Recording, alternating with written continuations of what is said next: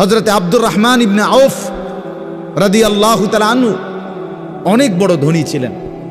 100 উট ওই জামানায়, নবীজির জামানায়, নবীজির ইন্তেকালের পরে এক সালানে 100 উট বোঝাই মাল হযরত আব্দুর রহমান ইবনে আউফের মদিনার বাজারে সালান ঢুকত, পাইকারি মাল আসত 100 উটে করে।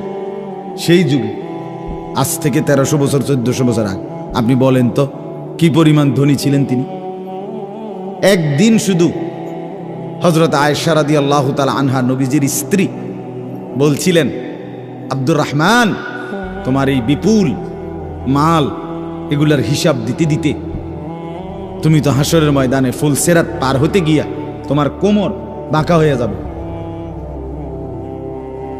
আমরা কিতাবে পড়ছি সাহাবী আব্দুর রহমান ইবনে আউফ, ওনার উট 100 উটের মাল মদিনার বাজারে পাইকারি চালান নামাইতেছিল। তখন উনি এই সময় শুনছে, এই কথাটা ওনার কানে আসছে।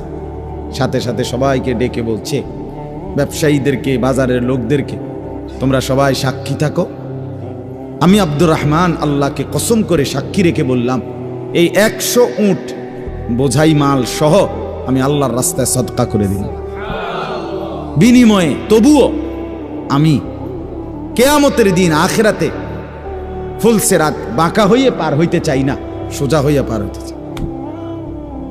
আখিরাত হারাইতে চাই না, পরকাল হারাইতে চাই না।